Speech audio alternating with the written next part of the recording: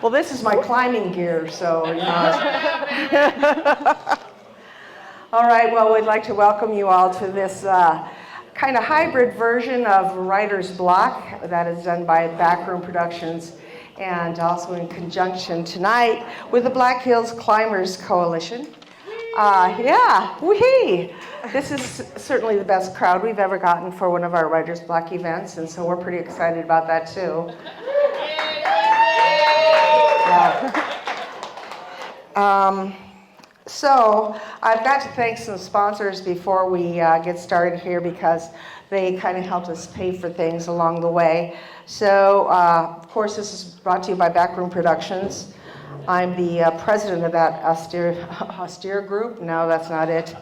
It's some word like that. But then the NEA, National Endowment for the Arts, South Dakota Arts Council, Arts Midwest, and the City of Rapid City Arts Subsidy. So we've had a lot of help in bringing these authors' talks to fun places around Rapid City. But this is the best we've seen so far. So I'm going to quickly introduce our guest here, whom you probably know already, is Dr. Lindsay Stevens.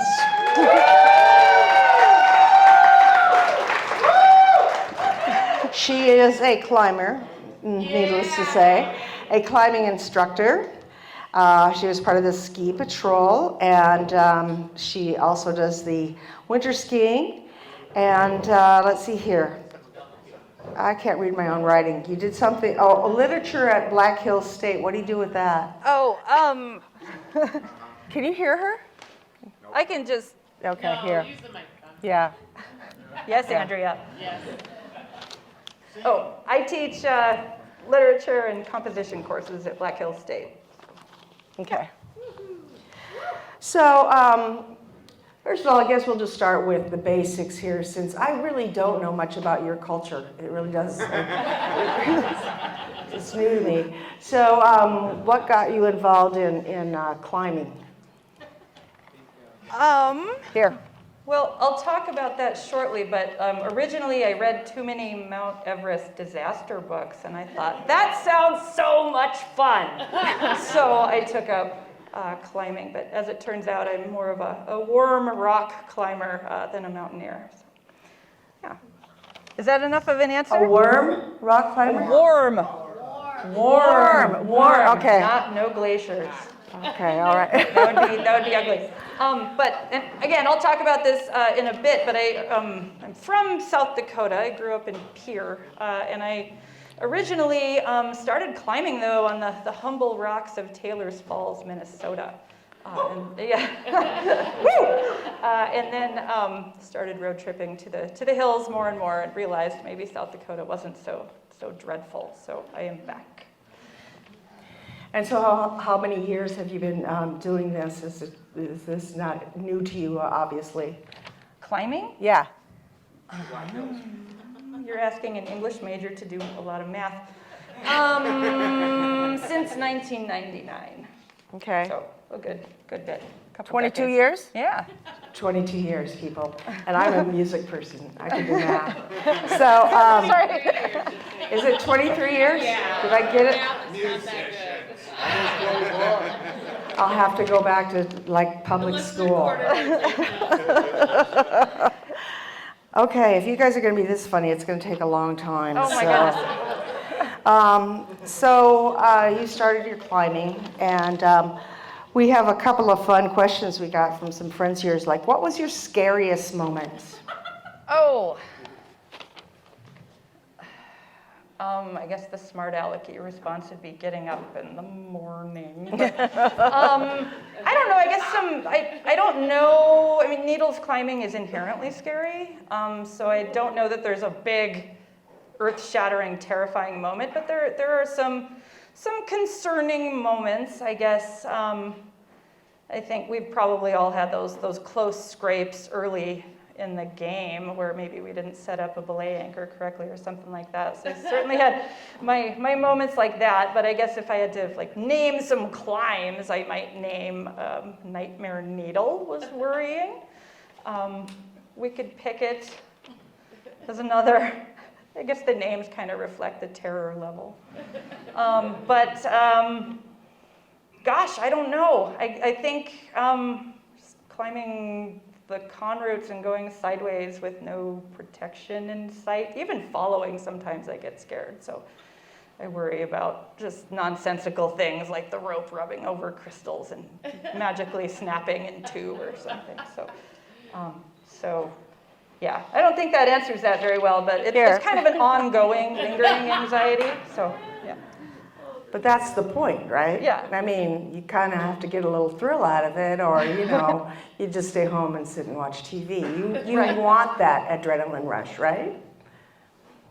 I don't know that it's an adrenaline rush. Usually if there's an adrenaline rush in climbing, it's because something has gone terribly wrong. So it's not really like a sport with wind in your hair, like skiing or something like that, but it's more of like a deep satisfaction of doing something well. And living to tell the tale. Yes, So, yeah. yes. Okay, well, I'm sure a lot of you have had these type of moments as well, as when you get to the pinnacle of where you're going and you have that moment. And we'd like to know what your most moment was.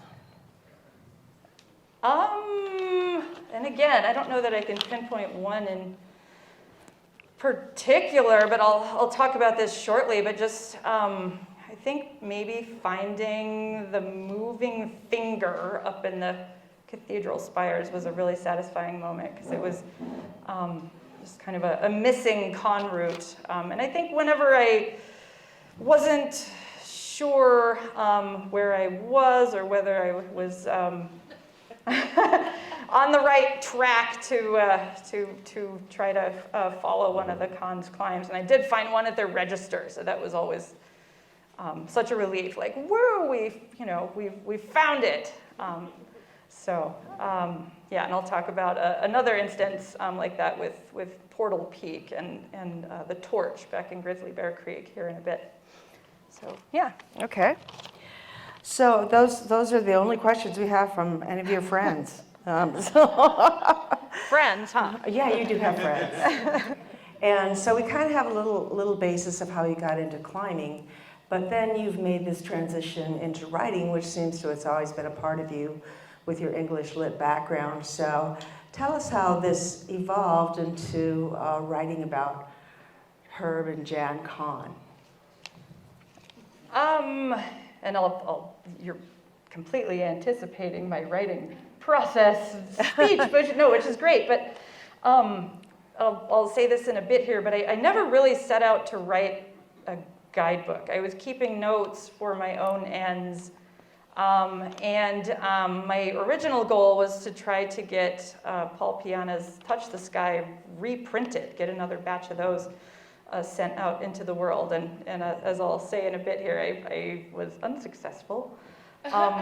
So I began writing in earnest, and I think I've kept diaries throughout my childhood. I'm not a creative writer, I'm a literary critic. So I like to argue. Yeah, I guess this was, even in my book, I get to try my hand at creative writing a little bit, or creative nonfiction at least, and it's difficult. So I have all the respect in the world for creative writers.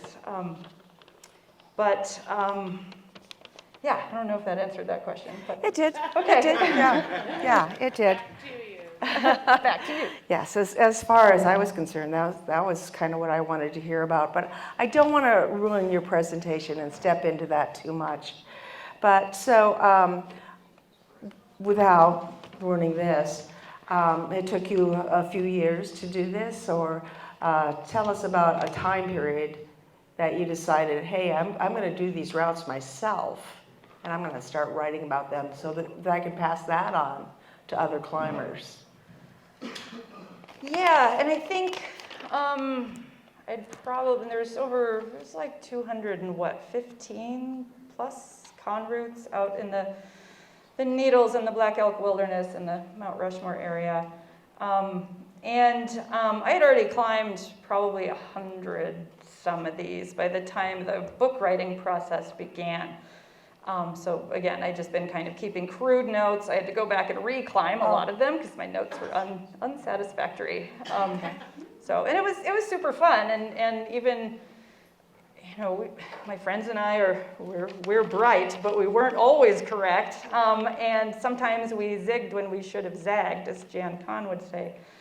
And we had climbed the wrong thing, and we'd have to go back and fix stuff, and so it was kind of fun in that way. Because when I had a typo, I couldn't just fix it. I got to go climbing, and so it was fun. Something I don't know very much about is how you judge the difficulty of a climb. Do you use the notes from the cons? Are those still valid today, or do you have to reset some of those with your new experience and, of course, new equipment? Well, nowadays, and actually this has been in play, I think, since the 1960s, but climbs are rated according to the Yosemite decimal system, which currently ranges from 5.0, which is supposedly beginner territory, to 5.15, which is world-class, super difficult. The cons did not use that scale. It didn't exist when they were active. So they just they rated things kind of easy, moderate, difficult, and then the dreaded delicate. East Gruesome is delicate.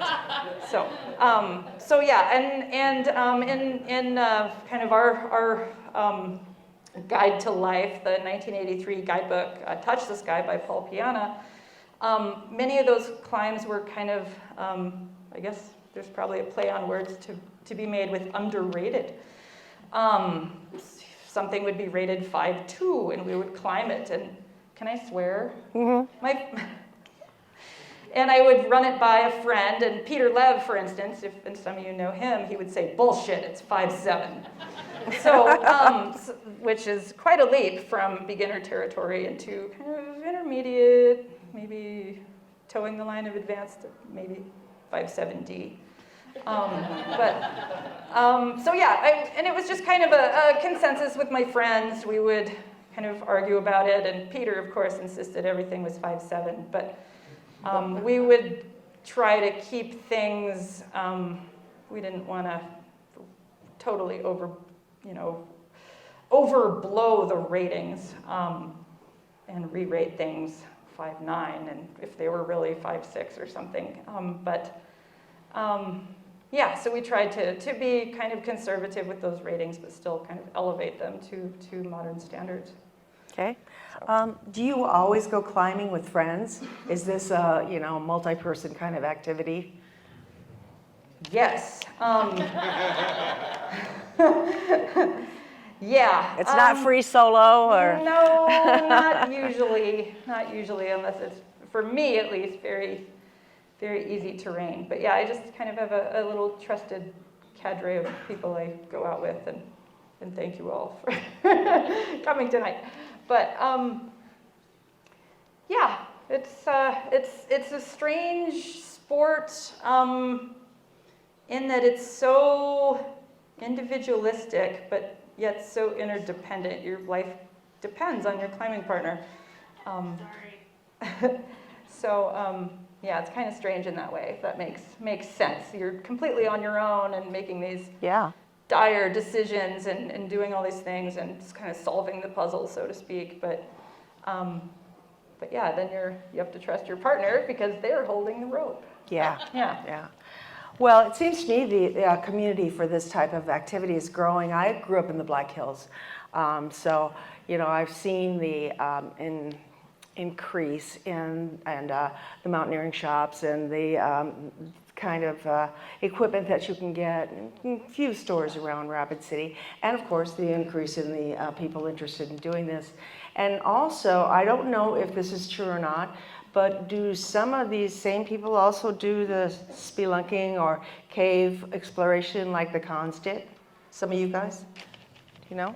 Yeah, they do. I don't personally, but yeah, a couple names come to mind. Pete Delanoy, of course, the man, the myth, the legend, and then of course Chris Pelzarski, aka Tater tot, yeah. But yeah, and Chris is well acquainted with Jan Kahn, and so if he ever writes a caving book, he can be up here with her old carbide lamps. But yeah, it's good to be a double major with climbing and caving, I think. But I am not. I will go through the wormhole on Spire 4, but it's doable to me because I can see daylight. But I think crawling through a dark tunnel would be, I don't know, hats off to those who can do that sort of thing. Yeah. Not for me. Yeah, we kind of need to know what's going on beneath us, as is really apparent in the building they did out in Blackhawk, right above a cave and a big mine underneath Right. those homes. That was really tragic. That's still in court, as far as I know. So you did this book. You did all the climbs. You did the research, and know the cons. And how did that change you? How has this experience changed Lindsay Stevens? Oh gosh. Well, and I will talk about this too in a bit here, but rock climbing really saved my life. I was in a pretty bad place when I started climbing. And yeah, and I think now in retrospect, it's just so satisfying, I think, to see. I mean, one of my goals was to kind of preserve the con routes for future generations once Touch the Sky went out of print. And it's just so gratifying to see these young hotshots having fun on these antique climbs. Like they're probably well beyond their, the climbs or they could do much harder climbs if they chose. That's what I'm trying to say. And yet they go out and seek adventure on con routes once in a while, which is fun. So in that way, it's gratifying, and even now, like as an academic, I'm tethered to my desk and my computer much of the time, but I try to run away to the needles every chance I get, and it feels like home to me. I know you have, yes, you've been climbing for 23 years. What's the largest change you've seen over that time period? That's more than 2 decades. What's the biggest change you've seen in this sport?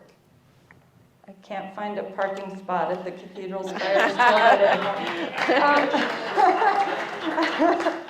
I just more climber traffic, and the gear has gotten much lighter, which is interesting. The ropes are skinnier.